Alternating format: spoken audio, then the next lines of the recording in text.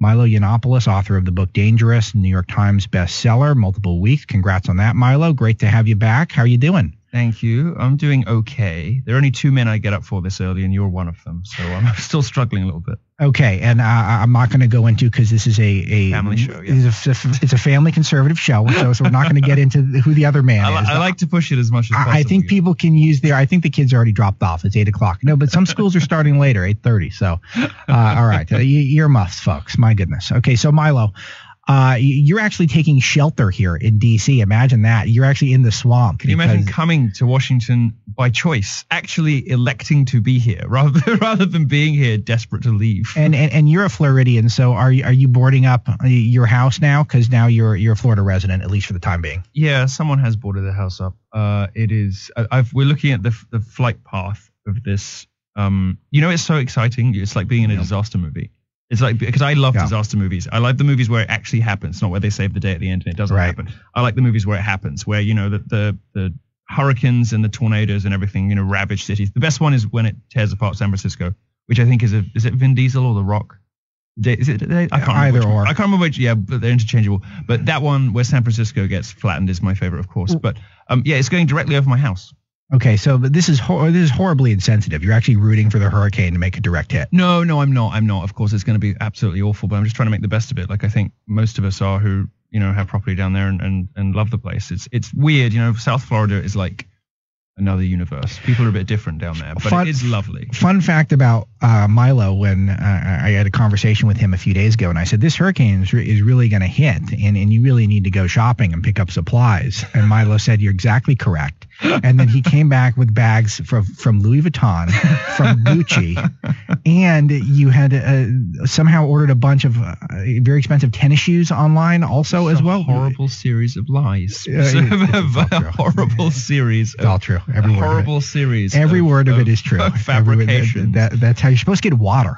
Do you know what else is interesting? Apparently cheap beer is very popular during hurricanes, because that's apparently how people want to soothe themselves when they get scared, is with cheap American beer. Would that be like Bud Light or something? Yeah, stuff like that. Yeah, I don't buy that anymore after the Seth Rogen, Amy Schumer campaign. Oh, yeah. They deserve to go up in smoke off that. But I quite like, there's a beer that's really cheap in Britain called Stella Artois, but over here I think you guys think it's expensive and fancy, so that one's the next best thing. Yeah, that's a good one for something that's super mass produced. So anyway, Milo, and that's a good point though about Amy Schumer and Seth Rogen. And one thing about you is that we've gone through some of your struggles in terms of your temporary fall from grace that I think you've recovered from quite nicely. And it's interesting how for you having right of center opinions is such a liability. But if you're on the left, so if you're on the right, like we are at Breitbart, it's tough to get any advertising. Even Fox News struggles to get advertising. But if you're on the left and you're in public life, you actually get to be the advertiser. You actually get the deal where you are the spokesperson for Bud Light, for a massive international brand. I mean, that is insanity where we are. And I think people are starting to see through it. I think you're the best example of this. Well, it's not just if you're a bit on the left. It's not like if you're a middle ranking down the road Democrat. Fine, I have friends who are like that. No problem. It's if you're crazy socialist left, if you're social justice left, if you sign up to these balmy, batty conspiracy theories that drive the sexes and the races apart, if you are, a signatory to this insane worldview, if you buy into this identity politics that is just destroying America, the cohesion in American society, you have to not just be left, you have to be far left. And the further left you go, the more plaudits you get from the entertainment industry, from the media, from academia. And even just, you don't have to be Breitbart or Milo to be punished for being conservative. You could just be a little bit Republican, and you still find yourself victim of all kinds of injustices. It's remarkable to me, coming over from England, where, conservatism is kind of uncool, but you could still have a career in public life. America's way worse. Yeah, that's a very important point. And we had a story yesterday about how at Breitbart.com, how your pal Dave Rubin, who's a gay, married, liberal atheist, is getting demonetized on YouTube because his opinions are unspeakable. So this war on free speech that we're going through, this war on conservative thought, it is now extending beyond conservatives. It is now extending to people who will listen to conservatives. Oh, yes. And, Megyn Kelly got it when she tried to interview Alex Jones. Alex Jones is a very colorful character with some opinions that I find balmy, but on other things, he was right before others. I mean, so my feelings about him are complicated. And this is one of the things the left does. It's old Alinsky tactics. You can't even interview somebody who is interesting in public life because they will come for you and say that you are endorsing them or giving them a platform, this stupid expression. No, Alex Jones has millions of listeners. He is quite obviously newsworthy, very, very clearly had an influence on the last election. Why on earth shouldn't a journalist be allowed to interview him? But Megyn Kelly, I mean, for all of her faults, she did pick a good interviewee, and it could have been great. Sure. And it, about just about everything else about that show was awful, but the choice of guests was really interesting. Yeah. And could have been wonderful, but she got it in the neck. I get it in the neck sometimes when I want to interview colorful characters from the right. It's like just having a conversation with someone means you agree with everything they say. I think this is a consequence of identity politics, where people kind of get themselves into little clubs where there's the gays, there's the women, there's the whatever, and those people only talk to each other and agree on everything. Well, actually, we don't. Yes, and it's one of these things where Alex Jones has gotten some stuff wrong over the years. I'm an InfoWars listener, and I don't agree with a huge portion of what he says, but I didn't know that was the point where you're supposed to agree with everything. And he's gotten a few huge ones wrong, and they're pretty obvious. But the point is that the establishment press gets stuff wrong every day. CNN has been humiliated time and time again over the last 2 years. We're going to watch people all day long explain how we created this Category 4 hurricane that's going to slam Florida, go straight up the spine and into the center of the United States. And that was, Milo, that was your hairspray that did that. It was my hairspray. Because I don't have I was going to say I don't have an electric car, but of course we have a Tesla now. So maybe I'm you're part of the solution. I'm part. You're a hero. You're a hero because you could, and it is a gold-plated Tesla, is it not? Yeah, it is. It's imagine loving somebody so much that when they say to you, we have money enough for a Lambo, but can I get a Tesla? You say yes. Imagine that. No, but it's worse than you suggest. It's even worse than you suggest, because it's not just that CNN gets way more things wrong than Alex Jones. They do it on purpose. They lie to people. Yes. And that would have been a fairly outrageous and crazy thing to say, and you would have been sort of thrown in the box of crazy conservative conspiracy theorists, maybe even 2 or 3 years ago, for saying that. But now everyone realizes it. And it's gone beyond the point where any sort of reasonable person can give them the benefit of the doubt yet again. They're just liars. And as I interviewed Alex Jones, as some listeners will know, for my YouTube channel, and it was really interesting. It's had like 500,000 views. It was a great interview, probably the best one he's ever done. And I wanted to do the interview that CBS or ABC or whatever never did. And I think we accomplished that. And I believe that he believes what he's saying when he says it, even if he's wrong and even if he changes his mind about things. You can't say that about CNN journalists. Sure. And you've got a lot of stuff on your plate. But one thing that you've been doing on YouTube, you've been doing these Milo Meets, these sort of long form interviews. Talk to us about these. Well, I try to collect interesting, unusual people, or people that I think that the public has the wrong idea about. So on Facebook, people are always whining at me when I, hang out with Martin Shkreli, the farmer bro, who raised the price of certain drugs and is a sort of professional irritant on the internet. But I find him interesting, and I like to surround myself with people who are interesting, especially if I don't agree with what they say, and especially if I don't particularly like them.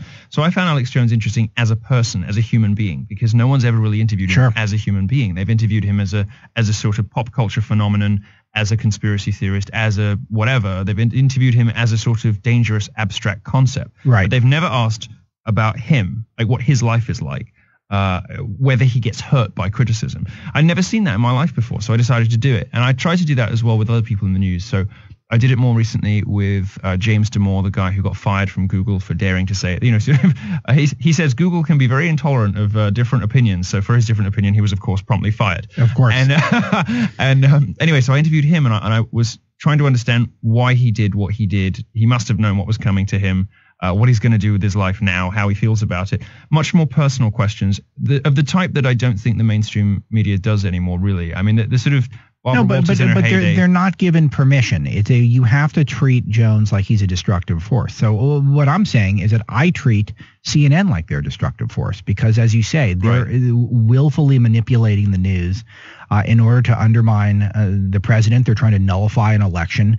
They're completely disparaging to much of the American people, and they spread lies like about the climate change nonsense over and over again. There's examples every single day. Yet Alex Jones is untouchable. It's such a silly conversation. I don't even want to continue to have it, Milo. I want to talk about Free Speech Week. Neither do I. I want to talk about Free Speech Week, which is coming up, and so this is your.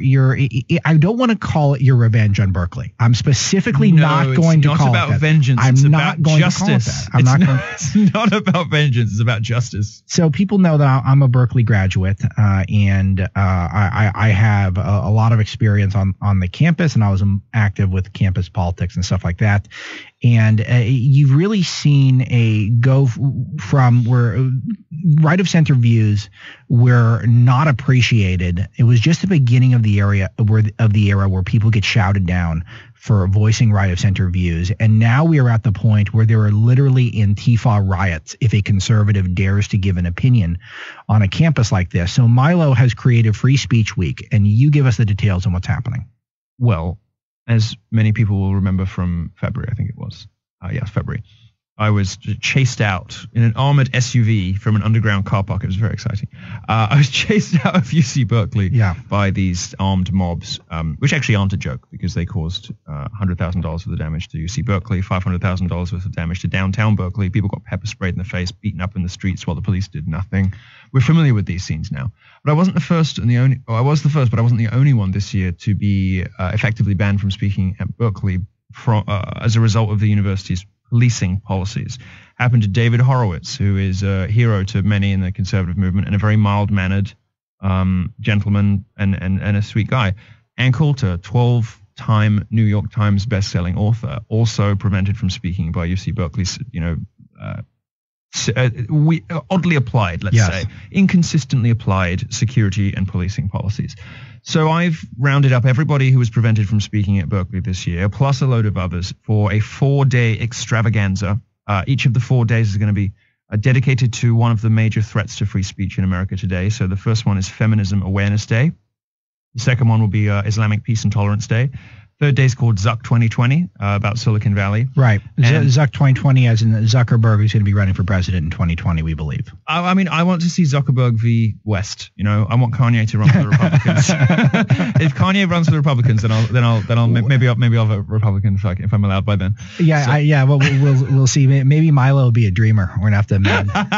We're gonna executive amnesty for Milo. They had just Milo. They had that because the social media companies are all so left wing. They had that thing like my immigration story as a Snapchat filter the other day. It wasn't the other day. It was like a few weeks ago or something. And my immigration story, and I just put entered legally, created 20 jobs with a smiling picture of me. My Anyway, the final day is going to be called Mario Savio is Dead. And Mario Savio, of course, the founder of the free speech movement in Berkeley in the 60s.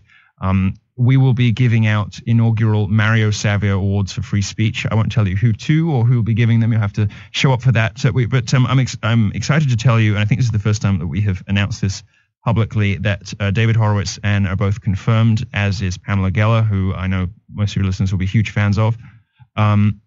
We have another person that longtime Breitbart listeners and Breitbart fans will be extremely excited about, which I hope to be able to announce on Monday. So it is an action-packed, personality-packed, conservative fun fest that is going to send the left absolutely reeling. This is really the greatest lineup of mischievous, dissident, populist, nationalist, anti-political correctness conservatives that may be assembled ever.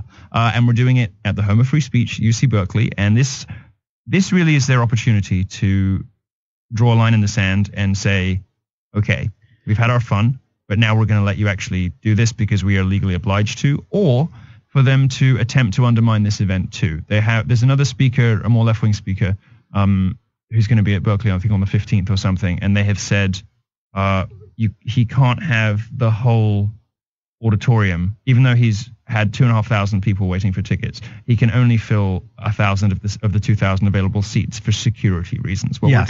we won't be having any of that. We will be requiring that they meet their First Amendment obligations. Well, and I assume you've reached out to liberals and people on the left to join because they're the ones who claim that they're for tolerance, right, Milo? Of course. Well, we're gonna have gays, we're gonna have women, we're gonna have blacks, we're gonna have drag queens, we're gonna have all kinds of personalities and all kinds of identities at Free Speech Did you Week. lump in blacks with gays and drag queens? Yes. Okay.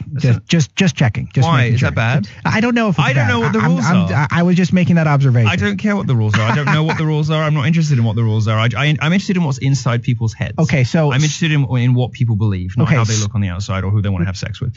So let me grill you on something though, because here's the deal. You've already proved your point that Berkeley is completely intolerant to free speech. You proved it last year.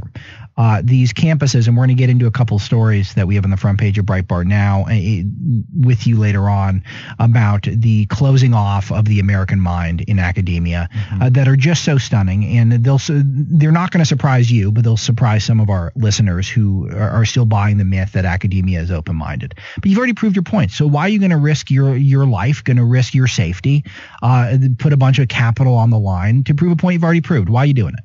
Because I'm not like other conservatives. I don't just want to point at the problem and whine about it. I want to fix it. I'm not, doctors don't just say, oh, you've got syphilis and then walk out of the room and leave you to it. They say, you've got syphilis and here is what you should take for it. Here's how to, they want to treat the problem. I've identified the problem. I've identified the problem more spectacularly and more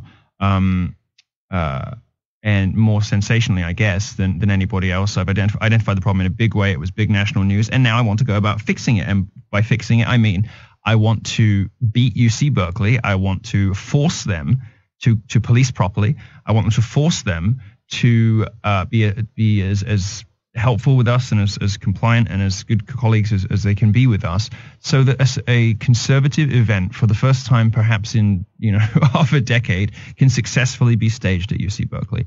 I want this to send a message to other colleges so that when I start my new Troll Academy tour immediately after Berkeley Free Speech Week, I want to send a message to other colleges that if they are publicly funded institutions, they are legally required to allow different opinions on campus. If their students want to hear from speakers who are shock horror, as I love to say, to the right of Jane Fonda, then they have to allow for that, and they have to treat us the same.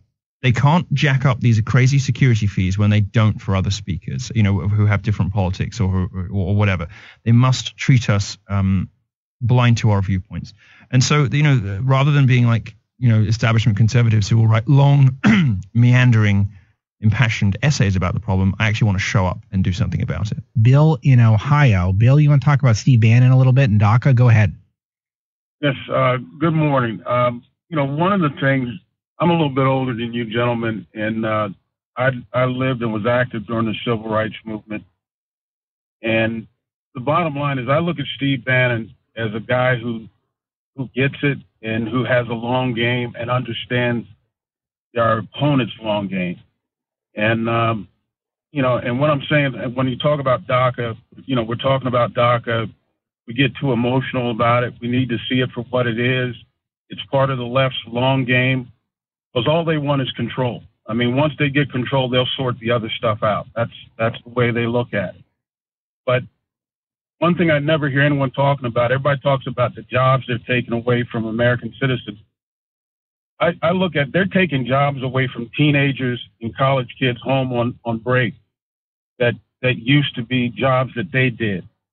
And now what they've done is they forced the conversation over to a $15 minimum wage, where we're taking jobs that were starter jobs for teenagers and college kids and trying to make them living wage jobs where you're going to support a family on. Because they're trying to get the masses into a narrow mold. This is the lifestyle that you will have, and no more, no less. Okay, and then all of the aristocracy up here, will pull all the strings. And I want to ask Milo if he sees this long game in a similar way, or does he think I'm just way off the theme? Yeah, thanks, Bill. And we'll let Milo respond. Go ahead. So I spent some time with Steve was lucky enough to see him this week, and no, I think you're absolutely right. It's talking about the long game. Did you just break news there? What? Did you just break news there? No, I think I told somebody else that. Wow. Milo and Steve meeting of the minds. All right. Interesting. Uncle Steve. Okay. So, you know, as you say about the long game, it's such a funny function of conservatives that, you know, constantly being on the defensive and reacting to other stuff. When you look at how much planning and how much foresight and how much investment in the future you get from liberals, whether it's in academia or whether it's, you know, in the entertainment industry or whatever, they really kind of hunker down and plan for the long term. It's always been surprising to me that conservatives who like to think of themselves as being the ones who do history, the ones who do, you know, who know what happened and why we shouldn't be doomed to repeat it, the ones who are like protecting statues from getting torn down, are at the same time the ones that make the sort of most ludicrous short-term decisions when it comes to actually fighting on politics. So yeah, no, Steve is one of the people that I have encountered in my life who understands the left the best. And well, you said you're devoted to him.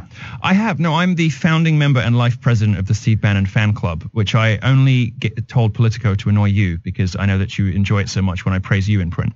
So I gave him the floor. I don't mind it. I need a hype man because the trolls are coming out. So I need some people. You have an amazing. We don't have to talk about it but you have an amazing stalker that I've been absolutely fascinated with. I've been loving it. Well, good. I'm glad it can be entertaining to you. And you're selling Bannon 2020 shirts on your website too. Oh, of course. And I love Steve's him. I cut of that. I doubt it. I doubt it. I'll take him for lunch once in a while. Yeah. Let's see if he drops a lawsuit on you. So one other thing that Bill said I wanted to get you to comment on was Bill talking about the whole minimum wage discussion, which is that, you know, I worked a very menial job at a batting cage. As my first job was a fantastic experience. What is a batting cage? It's where you practice baseball indoors. It's an indoor baseball facility. That sounds basically really a gym boring. for Why would you do that? But it was fantastic because I loved playing baseball and I loved hanging out with guys who loved baseball. So it's just you just hit it over and over. Yeah, it's an incredible exercise. It's super fun. No, why would you run? Running for suckers. Come on, man. That sounds awful. No. So it was a great experience, and Bill's correct, and I have no reason to think he's not. We've shifted this focus from giving people experience that hopefully they can use. My first job was in a batting cage. Now I get to be editor-in-chief of Breitbart News, and I get to host national radio. It's fantastic, and it all started with that job at 16. And people kind of treat they treat a minimum wage as it's like an end goal. Shouldn't it be, if you need the government to grant you a raise from $12.50 an hour to $15 an hour, that's not a good life plan for you. No, and I kind of have two fairly controversial opinions on this subject. One is I think a fairly wholesale dismantling of the welfare state and of minimum wage controls is probably good for everybody. Sure. And two, I believe in regressive taxation to go alongside that. So I think that you should be taxed less the more money. Wow. This is a libertarian thing. And the reason being, that's how the system already works. Rich people already don't pay tax. So rather than have this huge tax code, just take everybody out of this hugely stupid, complex system. Like, get rid of all the accountants, get rid of all the tax lawyers, just nuke that whole industry, and just have an honest accounting of like how the tax system already works. You know, and get rid of the top rate. The reason for this, of course, is aspiration. So it's, you know, you charge people at the bottom of the pile a very low, but sensible amount of tax, if, you know, to cover basic service infrastructure in the military.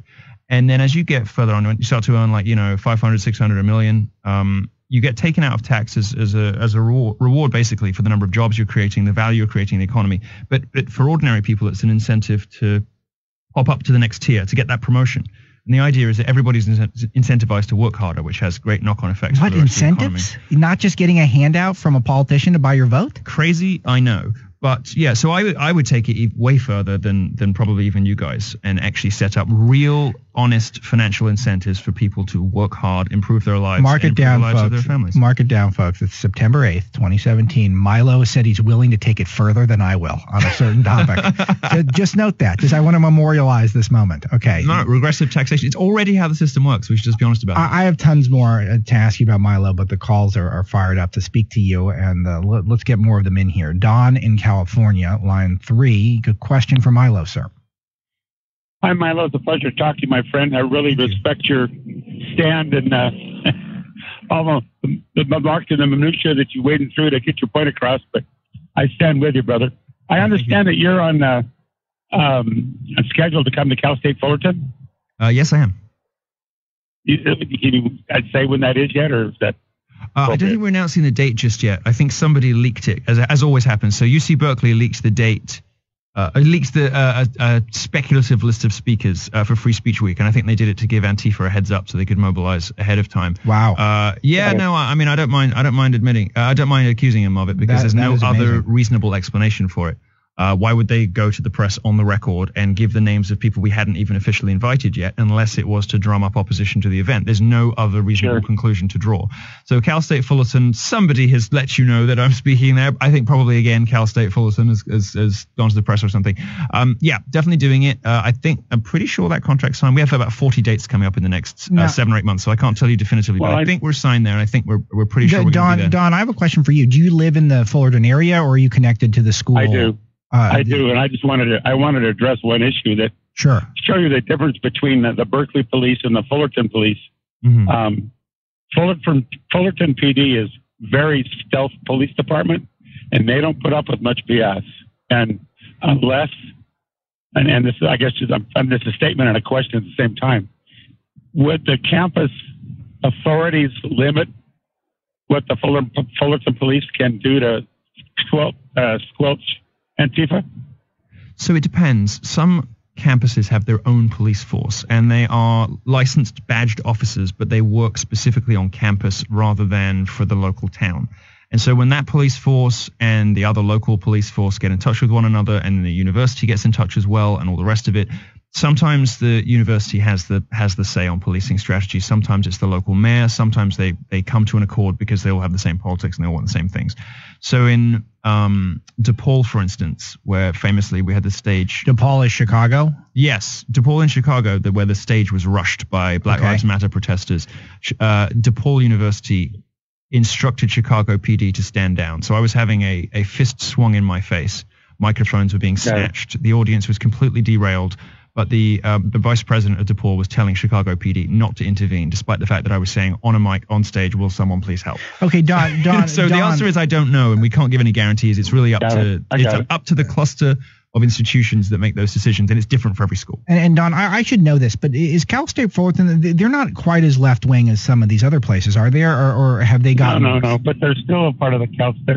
They're not UC, but they're the Cal State Fullerton. There's a distinction, and I'm not sure exactly what it is, but no, they're not. And Orange County is certainly the antithesis of what Berkeley is. So I would expect, I would love to see you have a big deal here and let the campus have Fullerton PD have full range, or the entire Orange County Police Department. If you remember when President Trump or the candidate Trump came to the Orange County Fairgrounds, the 28 agencies of the Orange County law enforcement came together, and they kept that under wraps. None of the problems that happened on the fairgrounds.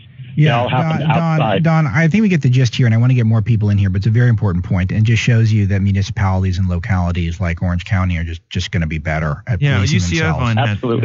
UC Irvine had Orange County people there too. They had 5 different police forces, and it was much better police, that event. Okay, great. Absolutely. All right. Let's continue. Thank you so much. You're welcome, Don. Good stuff from both you guys. So, but one thing I want to ask Milo is, are we having an issue with Don's line? Because Don's okay. There you go. Just keep him for the hour. Yeah, let's just have. He seemed lovely. Let's just hang on. Breitbart News Daily with Alex, Milo, and Don from Florida. Yeah, okay. Don from Florida. Yeah. Okay. So good stuff. Let me ask you the implications here. What happens to you? What's your next play when we think everyone thinks that there's a chance this goes on, but they think more likely something's going to come up, some sort of last minute fees. Antifa's not going to let you get to the stage, and this thing is going to go bust. We hope that doesn't happen. We hope Berkeley does what it's known for, which is honor free speech, and it proves us wrong. But we think that most likely this thing is going to become total chaos and a media spectacle where you never hear from any of the speakers. So in the event that happens, Milo, what is at stake for UC Berkeley in your view? Anything? Well, I sincerely hope that doesn't happen. because we do genuinely want to stage these events. We're not spending all this money for a publicity stunt. We're spending all this money so that students can actually be exposed to different points of view. Now, of course, the protests from the other side are amusing and establish our point for us, but we do genuinely, sincerely want these events to happen, which is an important thing to point out. If they don't, and if it's clearly UC Berkeley's fault, this is serious. This is really big stuff. This is Rockport, Texas, as we continue to work for and with Operation. This is the moment when conservatives will have to say, all right, that's it. We've had enough. We are going for full defunding of the system. You'll remember that Trump tweeted after I was run off the UC Berkeley campus. Trump tweeted, if Berkeley, can't keep its speakers safe, and then all caps, no federal funds, and he was sending a signal in his own, unique, inimitable way. He was sending a signal that the federal government is watching. And I think that's the reason that we're getting very different signals from colleges this time around. We're getting very different responses, and they're giving very different quotes to the press. It appears to me that they have been talking. They have been talking to amongst themselves over summer, and they have come to the conclusion that they're just going to have to hold their nose and let the conservatives do it. Maybe charge them a bit too much for security, make their life as difficult as possible, but otherwise let it happen. Because if they don't, my entire tour will be dedicated to the defunding of American higher education, and we might even get it done. So, I hope for their sake. And this is the problem, is the stakes are so low for Berkeley because they're federally funded, they're federally subsidized to a massive extent, and all the professors are tenured, they're hard to fire, and so they're not rewarded for bravery, they're rewarded for cowardice. They're rewarded for cowardice, and it's perverse incentives, Yes. If they have every reason to play it safe and stick to their far left social justice guns, and no reason to stand up for academic freedom. Let's talk to Eric in Texas on line 4. Eric wants to ask you about Trump working with the Dems. Go ahead, Eric. Yes, thank you, Alex. Good morning to both of you. I appreciate the opportunity to ask Milo a question. Before I ask my question, I just want to say how much I appreciate Milo's intellect, his courage, his eloquence.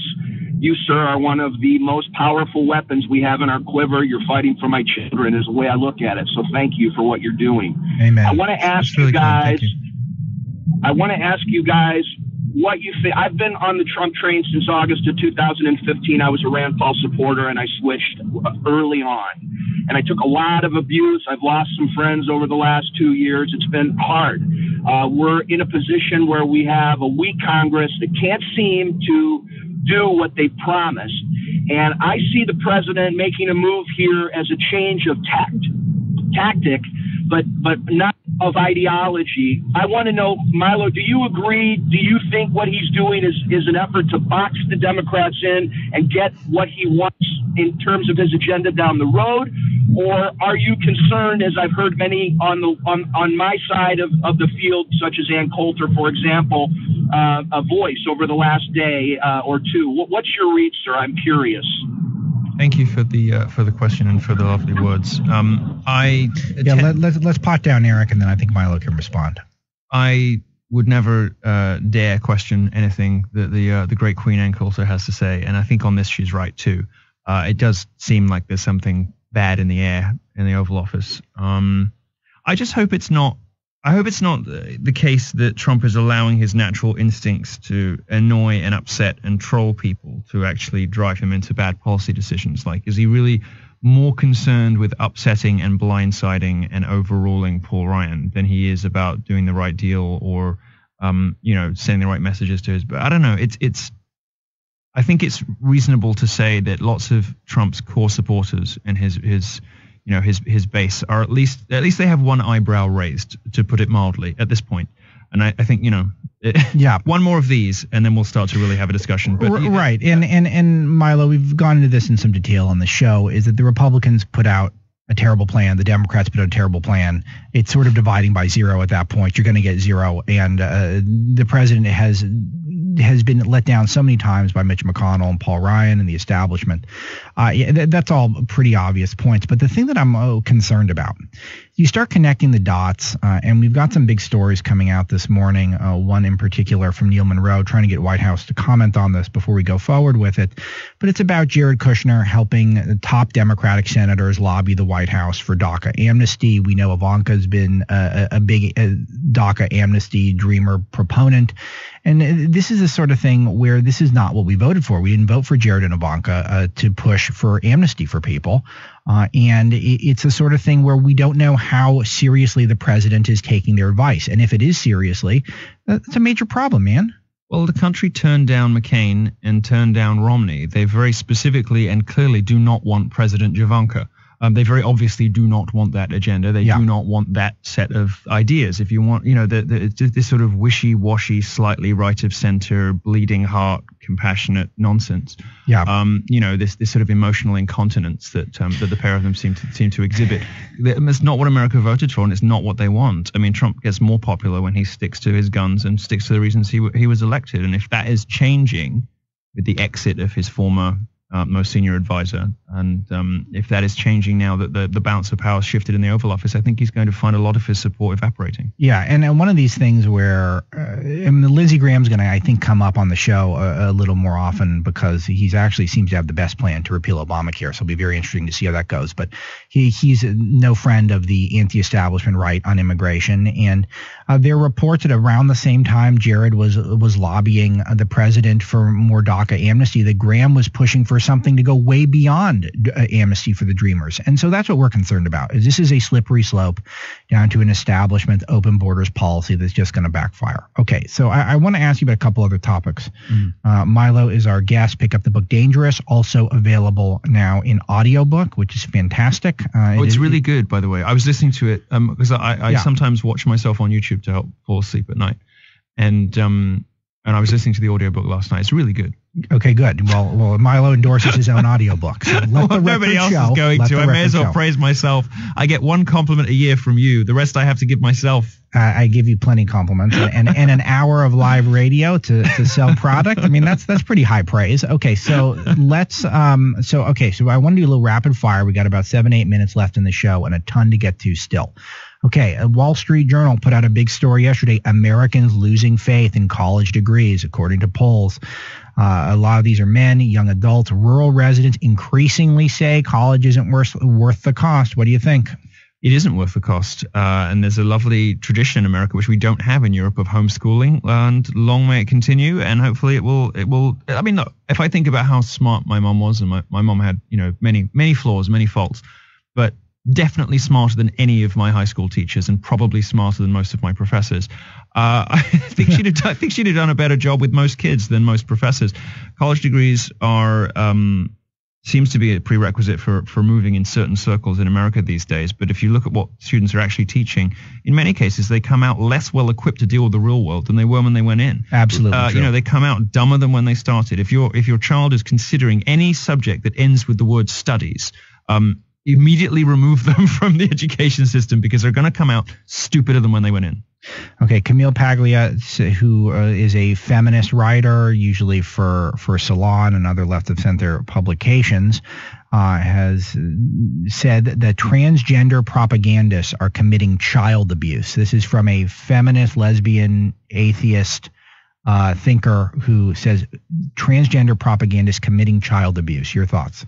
My thoughts are it's remarkable that that's even news, because it's so blindingly obvious that that's the case. Putting your frontal lobes aren't even formed until, if you're a guy, your 20s, and they're presuming to guess, how a child is going to look. This transgender thing is crazy. And she makes another point, not in that article, but in a prior piece. An obsession with transgenderism and transsexualism in its various forms has often preceded the fall of great civilizations. It happened in Rome, happened in Greece, happened in all, because she has this great, deep, excellent knowledge. No, this deep, excellent knowledge of ancient history, she's so brilliant. And she's a new book out, by the way. I think it's called Sex, Gender, and something. And it's a red cover. It's very, very good. I'm going to release a book called Sex. It's actually going to be about anti-establishment politics in America, but I think it'll sell just more. Just call it sex. Yeah, I'm just going to call it sex. Yeah, we had Madonna's coffee. sex book in the 80s and 90s, and then we got Milo's sex book in the 2010s. Yeah. The book was perfect, aside from had nothing to do with the title. All right, let's get in Clint in Georgia. Clickbait, like literary clickbait. I want to bring in Clint in Georgia, line 3. Clint, you're on with Alex and Milo. Hey, thanks, Alex. I'm a fan. I listen most mornings. I've learned quite a bit from you. And Milo, thanks so much. Fan as well. I've watched a bunch of your videos. I'm a pastor down here in Atlanta, Georgia. I don't know if you've gotten a chance to talk to many non-denominational pastors, but I appreciate your voice in the conservative world because it really just shows that, it's about the best ideas rather than the most forceful agenda, even though, you're coming from who you're attracted to background. So I'd love to just sit down and chat, but to keep it quick, my question really is about your perspective on how gays are treated in church, especially here in the South.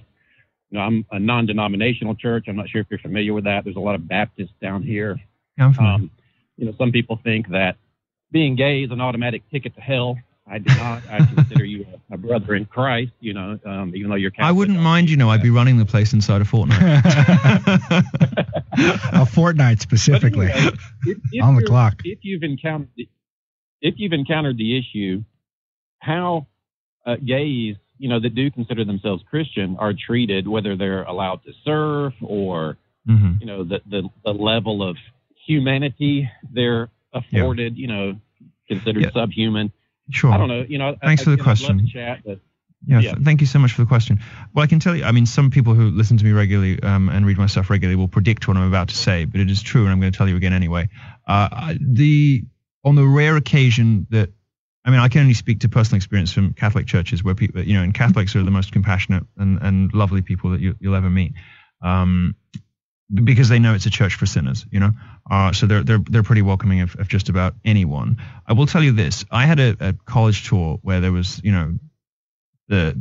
the F word for gays on the side of my bus in 2-foot high letters. I don't think that word has ever been printed that large in the history of the English language. I would get out at truck stops in very weird clothes and all the rest of it. And I'd get truckers come over to me and say, I know who you are. I love what you do, man. Don't agree with the lifestyle, but I think you're great.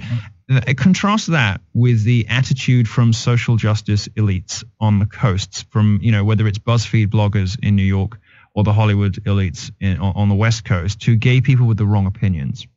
I've been treated with nothing but respect and compassion and kindness in the South in America, everywhere I've gone. I've been treated with nothing but raging contempt and hatred by people on the coasts who are supposedly, the champions of tolerance, because I have the wrong political opinions. That's remarkable to me. It's like, we'll have you, but only if you believe the right things. Well, I don't know what could be more bigoted than that.